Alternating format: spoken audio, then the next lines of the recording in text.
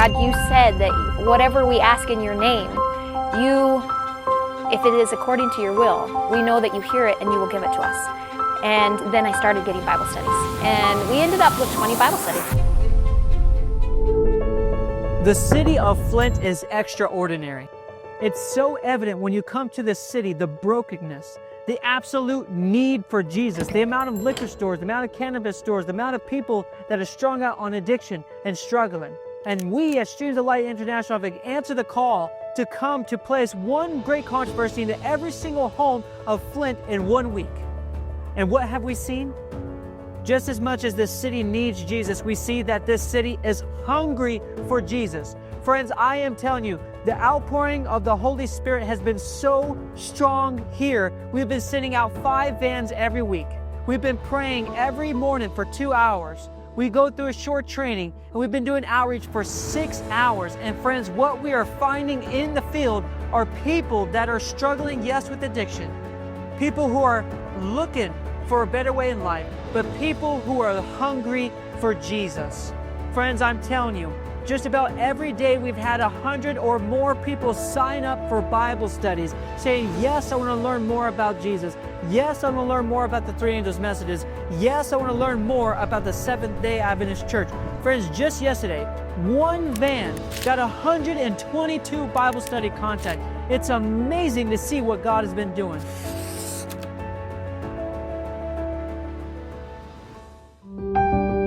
So we were walking towards the parking lots right before lunch, and I saw this woman sitting in her car. So I approached her, tapped on the window, asked if she wanted a free book, and she was very receptive.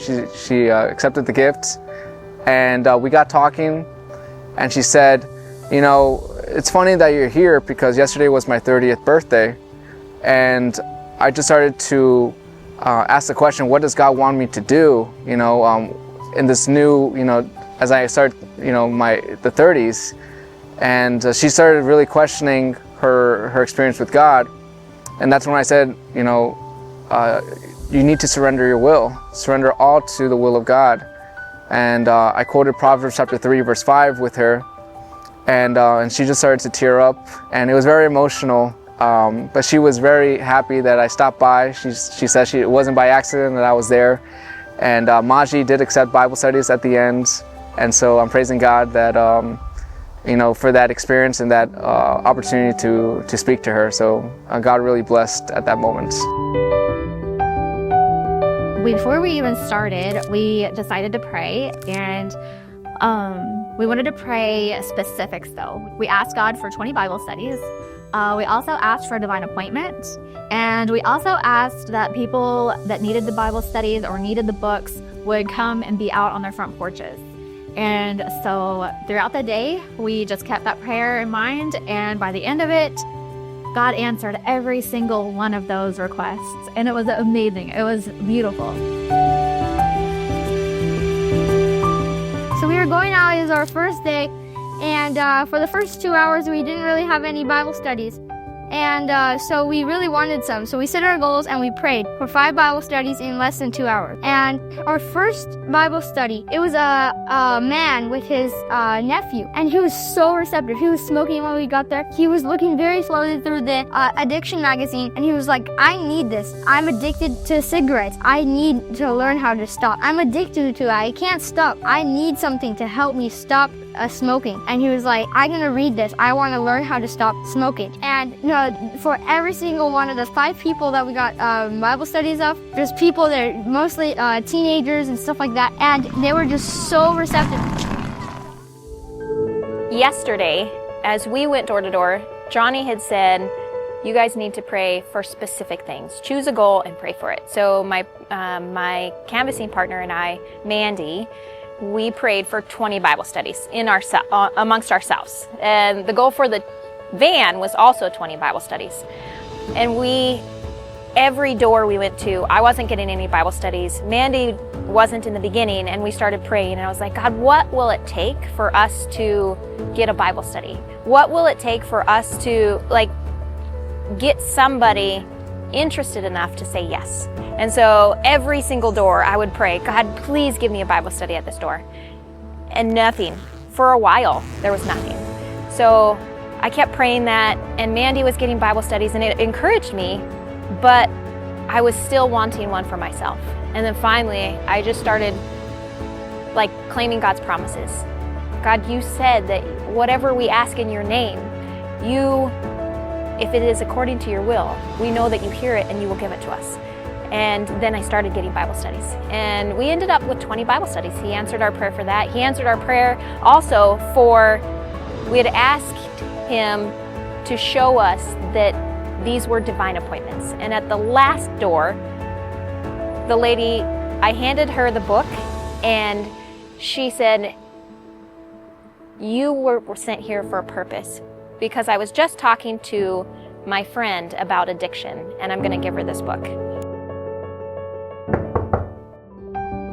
Each day we've been distributing anywhere between 3,000 to 6,000 books in the community. Think about that, friends. 3,000 to 6,000 people receiving the three angels' messages into their very homes. The experience here in Flint has been extraordinary. God is just using ordinary people through ordinary methods to do extraordinary things. So friends, if you've never been on one of our mission trips before, I would encourage you to come. And I'd encourage you, if you haven't done it already, take this project into your local church, because Jesus has people hungry for Him right where you live.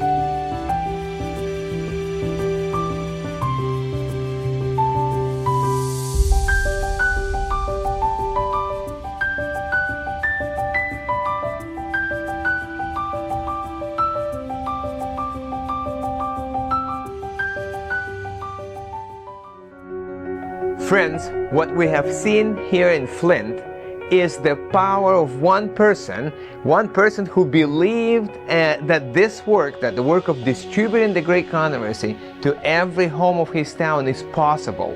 He knew that that has to be done, and he said, we need to do it, and we need to do it soon.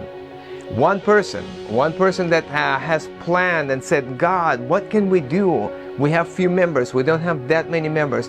How will we do it? We don't have the money. But he prayed, believed, and moved forward. And this resulted in the mission trip.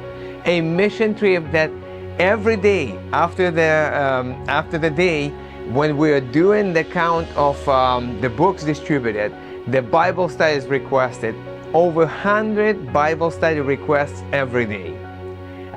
Just in 4 days now, we have over 18,000 books distributed. Friends, that means 18,000 families now have the entire truth in their homes. It's amazing to see the power of people coming together, church members. And we have church members from all over the country that came here to Flint to help the people of Flint. Oh, friends, when we go door to door, we see there's so much brokenness. There's so much brokenness in this city. This city needs Jesus, because Jesus can heal, can restore, can bring people to the truth. It was such a marvelous thing to see young adults, to see children, to see adults, older people, all working together for the salvation of others, all working together on behalf of Jesus. Friends, wherever you are, we're inviting you to do this in your own community.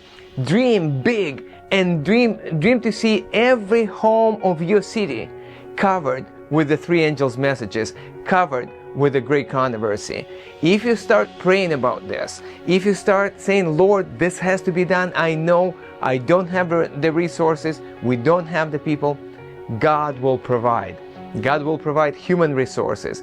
God will provide finances, and this work will be done.